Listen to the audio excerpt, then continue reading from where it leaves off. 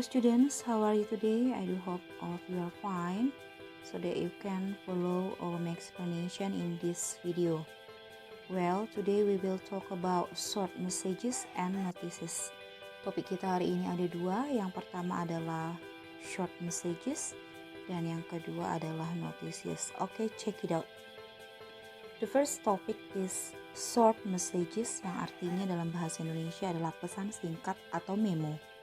Pesan singkat atau memo ini dituliskan oleh si penulis untuk memberitahukan apa yang sedang dia kerjakan atau untuk memberitahukan tentang keberadaannya kepada si penerima pesan. Contohnya mari kita lihat di slide yang selanjutnya. Dad, I am going to Dayu's house. We are going to do our homework. I'll get home before 6, Benny. Ayah, saya akan pergi ke rumah Dayu. Kami akan mengerjakan PR dan saya akan tiba di rumah sebelum jam 6, Benny. Oke, perhatikan contoh dari pesan singkat ini terdapat 3 struktur teks. Yang pertama adalah resipien atau penerima pesan. Yang kedua ada pesan singkat, ini merupakan isi pesannya. Isi pesannya harus singkat. Dan yang ketiga adalah sender atau pengirim pesan.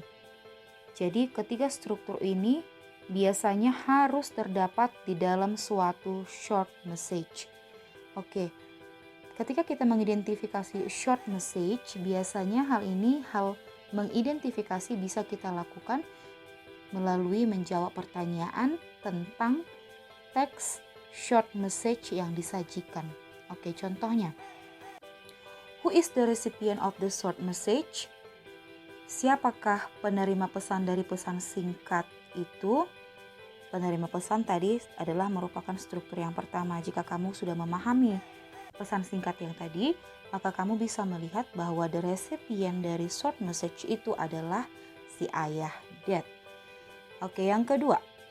The sender sent the message to his father too. Pengirim pesan mengirimkan pesan itu kepada ayahnya. Untuk apa? Dengan kata lain, apa tujuan pengirim pesan menuliskan pesan tersebut? Tujuannya adalah untuk memberitahukan si ayah di mana dia berada. Itu dia tadi, kalau kamu sudah memahami pesan singkat yang tadi kita bahas. Oke, yang ketiga. The message implies that Benny is. Pesan itu menandakan bahwa si Benny itu mempunyai karakter yang bagaimana. Tadi dikatakan si Benny pergi ke rumah si Dayu untuk mengerjakan PR. Maka bisa kita katakan kalau si Benny itu adalah anak yang rajin. Dari keempat pilihan yang disediakan di sini, rajin adalah ada di pilihan yang A, diligent ya. Kalau humble itu rendah hati, helpful itu suka menolong, kind itu baik hati, sedangkan diligent itu adalah rajin. Oke, itu dia untuk topik yang pertama, short message. Yang paling penting kamu pahami adalah short message mempunyai 3 struktur. Yang pertama harus ada penerima pesan, resipien. Yang kedua isi pesannya harus short, pesan singkat. Dan yang ketiga harus ada yang disebut dengan sender atau pengirim pesan. Topik yang kedua adalah notices atau announcement. Disebut juga dengan pemberitahuan atau pengumuman dalam bahasa Indonesia. Biasanya, jika pengumumannya di sekolah, maka kamu bisa menjumpainya di papan atau dinding pengumuman sekolah. Perhatikan contoh berikut ini. Notice, a flag ceremony will be held to celebrate our Independence Day on Monday, 17 August. Attendance is compulsory. 14 August 2013, Uni OSIS Chairman. Pemberitahuan, upacara penaikan bendera akan dilakukan untuk memperingati hari kemerdekaan kita pada hari Senin 17 Agustus. Wajib hadir.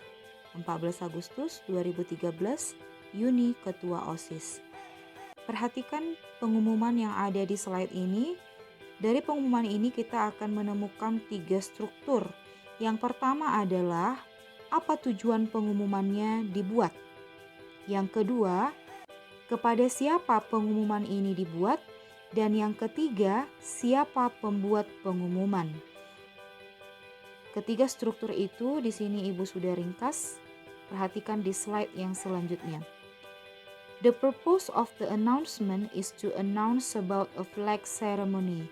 Tujuan dari pengumuman itu adalah untuk mengumumkan tentang upacara penaikan bendera. Yang kedua, the announcement is written by Yuni, the OSIS chairman. Pengumuman itu dituliskan oleh Yuni, ketua OSIS. Yang ketiga, the announcement is for school resident. Kalau kita baca tadi pengumumannya atau notisnya, maka kita bisa lihat kalau pengumuman itu ditujukan kepada semua warga sekolah. Jadi kamu harus mengerti 3 poin penting dari topik announcement atau notice. Strukturnya itu ada yang pertama, kamu harus tahu apa tujuan pengumumannya. Tujuannya adalah mengumumkan sesuatu. Dalam hal ini, dalam contoh ini tadi mengumumkan tentang upacara penaikan bendera. Yang kedua, kamu juga harus tahu siapa penulis pengumuman itu, dan yang ketiga, untuk siapa pengumuman itu dibuat. Oke, itu dia untuk topik kita hari ini. I do hope all of you can understand all my explanation. Saya harap kamu dapat mengerti semua penjelasan Ibu.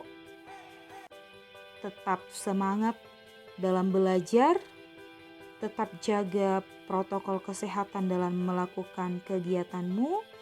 See you, keep healthy always.